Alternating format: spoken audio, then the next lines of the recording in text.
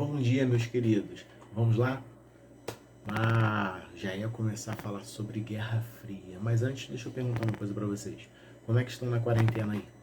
Tudo tranquilo ou não? Não? Muito estresse, né?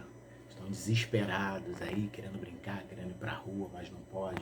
Isso aí, tem que ficar em casa, tem que se cuidar, né, gente? Enquanto isso, vamos estudar. Vale a pena, galera. Vale a pena estudar. Sabe por quê, ó? Isso aí. Temos Guerra Fria. Vamos lá. Nada muito diferente do que vocês estão passando, não, tá?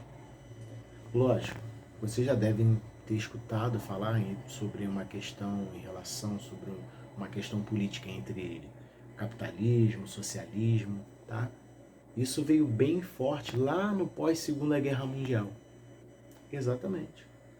Lá, quando os países europeus ficaram devastados, principalmente grandes potências mundiais, como Inglaterra, França, Itália. Alguns países ali estavam devastados e sem esperança, ou seja, eles precisavam se reinventar. Com isso, surgiu os Estados Unidos e a União Soviética, que lutaram juntos na Segunda Guerra Mundial, ou seja, foram aliados. E após a Segunda Guerra Mundial, por conta de um sistema político capitalista e outro socialista, os conflitos ideológicos permaneceram por bastante tempo, tá?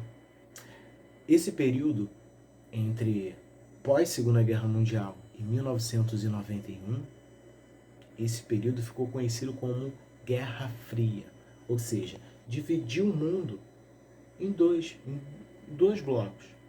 O bloco capitalista, atribuído e seguido por muitos países junto aos Estados Unidos, e o socialismo pela União Soviética. Bom, os conflitos e as tensões marcaram o período que efetuou a política de todo o planeta naquela época. Em todo o período, na verdade, né? E assim, o mundo ficou completamente dividido. Dividido de tal forma que a incapacidade ideológica, ou seja, essa incompatibilidade ideológica, podia ser percebida no fato que cada superpotência tinha um sistema político diferente do outro. Ou seja, a sua organização econômica, num modo diferente, tanto dos Estados Unidos e da União Soviética. E seguimos no parâmetro também da Guerra Fria, ela estabeleceu algumas características, como, número 1, a difamação. Essa era uma principal, porque Estados Unidos falavam mal do sistema político da União Soviética e, principalmente, a União Soviética falava mal do sistema político dos Estados Unidos. Ela se caracterizava também ficou caracterizada também pela corrida espacial, a busca de aliados, a disputa tecnológica, uma corrida armamentista e, lógico, espionagem. Bom, os Estados Unidos, vocês sabem, vocês conhecem, já devem ter escutado falar, a CIA. E, no caso da União Soviética, a KGB. E, lógico, a proliferação de conflitos em determinados locais, como a Guerra do Vietnã, a Guerra da Coreia, tá? E, lógico, um evento que ficou muito marcado nessa Guerra Fria, que foi a chamada crise dos mísseis, em Cuba e principalmente na Turquia. É turca cubana, um evento ficou conhecido como turca cubana. Por quê? Os Estados Unidos colocaram mísseis na Turquia direcionado para a União Soviética. E, em resposta, a União Soviética colocou mísseis em Cuba direcionado para os Estados Unidos. Foi um momento de grande tensão que nós vamos ver um pouquinho mais à frente. Tá bom? E durante todo esse processo, alguns fatos históricos ocorreram, principalmente para tentar resgatar a Europa, que já estava toda devastada, suas superpotências estavam sem dinheiro, não tinham possibilidade, não tinham um investimento para tentar fazer com aqueles países crescessem.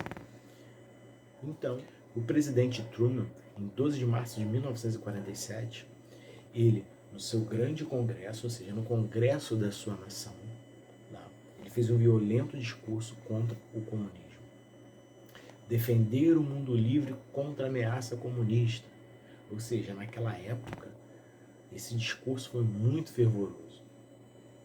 E logo após esse discurso, ali já estava lançada a chamada doutrina Truman. Ou seja, ali ficou caracterizado o grande início da Guerra Fria. Ou seja, que propagou para todo o mundo esse forte antagonismo entre esses dois blocos. Entre o bloco socialista e o bloco capitalista, tanto os Estados Unidos, respectivamente, União Soviética. Pois bem, o mundo ficou conhecido como um mundo bipolar. Esses dois sistemas atribuem propostas totalmente divergentes. Do lado socialista, eles atribuem o fim da propriedade privada, igualdade econômica, ou seja, o Estado tomando conta de todo o poderio econômico, ditando as regras. No lado capitalista, atribui-se muito forte a questão da propriedade privada e principalmente a democracia. Não que nos Estados Unidos esse sistema capitalista atribui literalmente em todas as nações a democracia em si. Tá? Lógico, as características básicas do capitalismo é a propriedade privada dos meios de produção.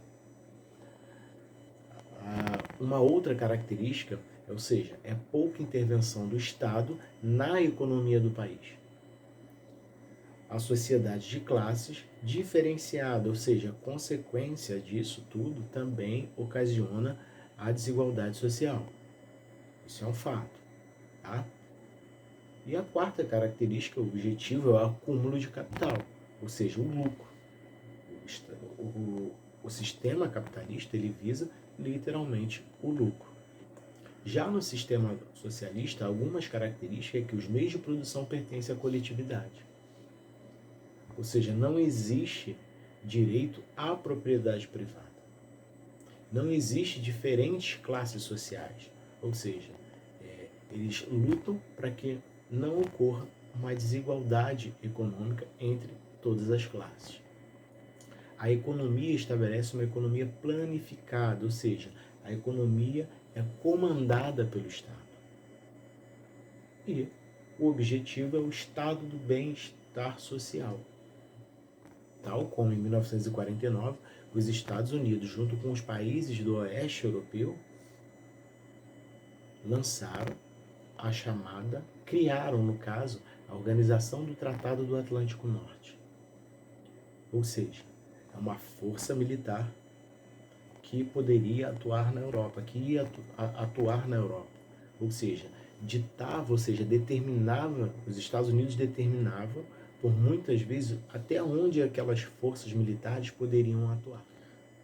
E em resposta à OTAN, a União Soviética estabeleceu o chamado Pacto ou Tratado de Varsóvia com um acordo militar com alguns países do leste europeu, como a República Democrática da Alemanha, a antiga Tchecoslováquia, Hungria, Romênia, Bulgária e Albânia.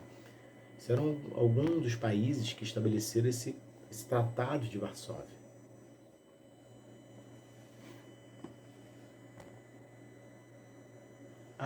Antes que eu me esqueça, temos que lembrar também alguns fatos, alguns detalhes que ocorreram naquela época, principalmente nos Estados Unidos. Após que quase deixei passar, o casal chamado Casal Rosenberg, nos Estados Unidos. O casal Rosenberg ele foi acusado de traição, ou seja, naquela época a coisa estava tão inflamada em relação às questões de comunismo, não pode ficar nos Estados Unidos. Então, muitas perseguições ocorreram também nos Estados Unidos. Muitas pessoas foram presas, artistas saíram de lá.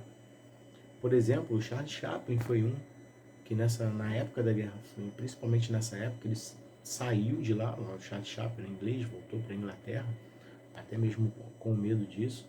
E essa época ficou até marcada como macartismo, porque um jovem senador, na época, um jovem senador chamado Joseph McCarthy, estabelecia a teoria de o perigo vermelho. Esse discurso sempre ficou muito forte nos Estados Unidos. E esse casal Rosenberg, por isso que eu estou falando, o casal Rosenberg, eles eram cientistas, Julius e Ethel Rosenberg. Esse casal foi preso e foi condenado justamente no chamado Projeto Manhattan, que é o projeto da criação das chamadas bombas nucleares. Então esse casal, no julgamento, eles negaram, não falaram que não eram comunistas, falaram que não tinham passado nenhum tipo de informação para o lado soviético, e mesmo assim eles foram condenados. Tá?